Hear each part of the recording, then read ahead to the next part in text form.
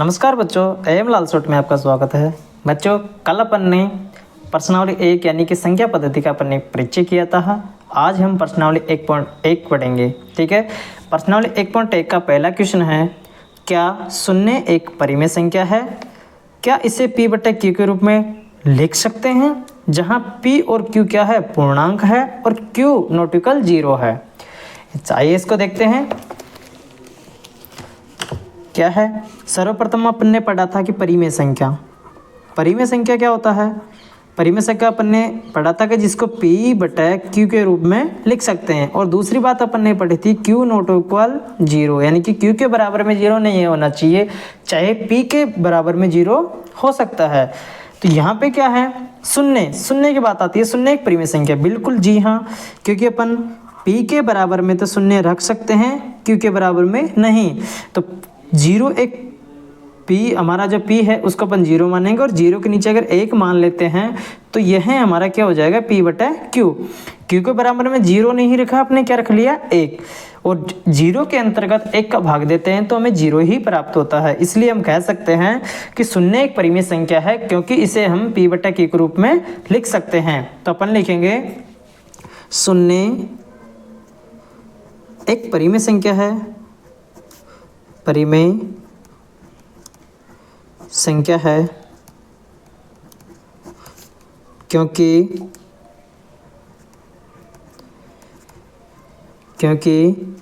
शून्य को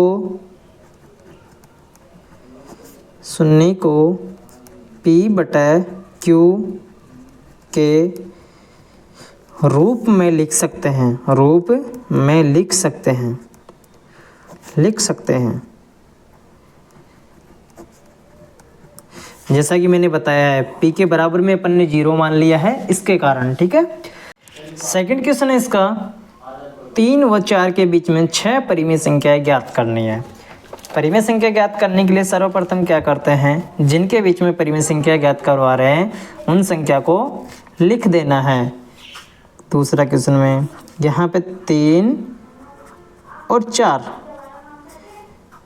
इनके बीच में क्या करना है, के बीच परिमेय संख्या, ठीक है। यहाँ पे मैं लिखूंगा 3 बटे में मैं 1 मान लेता हूँ, इधर लिखता हूँ मैं 4 बटे में मैं 1 मान लेता हूँ। अब ठीक 6 परिमेय संख्या ज्ञात करनी है, हमें कितनी करनी है, 6। तो ठीक इससे बड़ी हंस का और हर का गुणा कर देना है, 7 बटे में 7। इधर भी ऐसा ही करूँगा, पहले इनका गुणा कर लेते हैं, 7 या 21 बटे 7। इनको भी करेंगे अपन, तो कितना हो जाएगा ये, 7 बटे 7 से मल्टीप्लाई करूँगा तो यहाँ पे 7 चौक 28 बटे में 7 एकम 7। अब अपन लिख देंगे इनके बीच की संख्या। 21 के बाद क्या आएगा, 22 बटे 7, फिर 23 बटे 7, फिर 24 बटे 7, फिर 25 बटे 7, फिर 26 बटे 7 और लास्ट में क्या आएगा, 27 बटे 7, क्योंकि 28 तो दे रखा है। 1 2 3 4 5 और 6, हमें 6 परिमेय संख्या ज्ञात करनी थी, 6 मिल गई है। ठीक है, इस प्रकार से ये हमारा आंसर हो जाएगा। उसके बाद देखते हैं अपन क्वेश्चन नंबर 3। क्वेश्चन नंबर 3 में है 3 बटे 5 और 4 बटे 5 के बीच 5 परिमेय संख्या। अब कितनी ज्ञात करवा रहा है, 5, यानी कि अब अपन जो नंबर लेंगे वो 5 से बड़ा क्या है, 6 को लेंगे अपन। तो यहाँ पे सर्वप्रथम जो संख्या दे रखी है वो संख्या लिखनी है मुझे। ठीक है, जैसे हमारे पास संख्या है, कितनी है, 3 बटे 5, क्वेश्चन नंबर 3 है ना, 3 बटे 5, और इधर लिख देता हूँ मैं 4 बटे 5। ठीक है, मैंने जैसा नंबर क्वेश्चन में दे रखा है वैसे मैंने लिख दिया है। 5 से बड़ी संख्या कौन सी है हमारी, 6। तो 6 का गुणा अंश से भी करना है और हर से भी करना है। इधर भी 6 का गुणा अंश से और 6 का गुणा हर से। 6 एकम 6, 6 दूनी 12, 36 18 बटे में 6 पंजा का 30। ठीक इसी प्रकार यहाँ पे 6 चौका 24 और 6 पंजा का 30। ठीक है, इनके बीच में परिमेय संख्या अब आराम से निकाल सकते हैं अपन। 18 बटा 30, इसके बाद वाली जो संख्या है वो क्या है, 19 बटा 30। उसके बाद 20/30, उसके बाद 21/30, फिर 22/30 और 23/30। अगला तो हमें दे रखा है, तो देखिए 1 2 3 4 5 5 पूछ रहा था, हमने 5 निकाल लिया है। इस प्रकार से हमारा क्वेश्चन नंबर 3 हो गया। अब बात करते हैं क्वेश्चन नंबर 4 की। तो बच्चों क्वेश्चन नंबर 4 है हमारा, आते हैं किताब पे। नीचे दिए गए कथन सत्य है या असत्य, कारण के साथ अपने उत्तर दीजिए। हमें कारण के साथ उत्तर बताना है। पहला है प्रत्येक प्राकृत संख्या एक पूर्ण संख्या होती है। सर्वप्रथम प्राकृत संख्या और पूर्ण संख्या को समझेंगे अपन, ठीक है।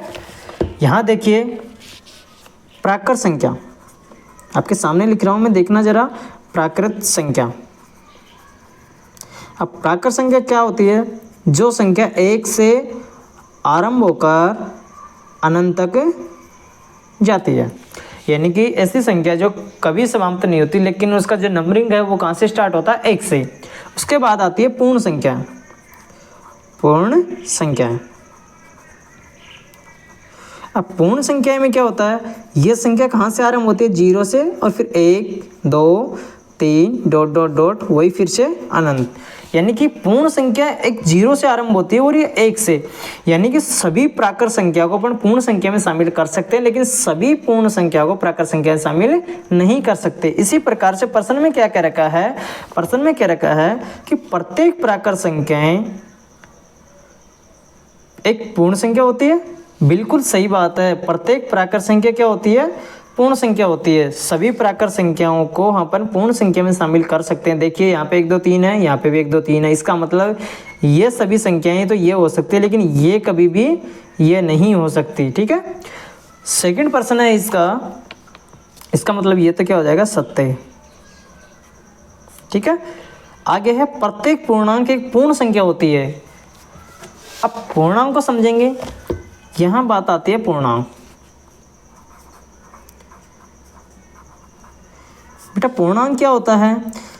जिसके अंतर्गत बीच में 0, यानी कि एक रेखा होती है जिसमें बीच में 0 और इस तरफ भी है तीर का निशान, यानी कि लेफ्ट साइड में तो अपन जाएंगे माइनस की तरफ और इधर जाएंगे अपन प्लस, यानी कि धनात्मक। 1 2 3 4 ऐसे चलता जाएगा। हमें पता है पूर्ण संख्या किस में है? प्लस में, यानी कि धनात्मक होती है, और जबकि पूर्णांक किस में है? माइनस में भी है। तो अपन कह सकते हैं कि प्रत्येक पूर्णांक एक पूर्ण संख्या होती है। बिल्कुल गलत बात है, नहीं होती। प्रत्येक परिमेय संख्या एक पूर्ण संख्या होती है, ये भी बात गलत है।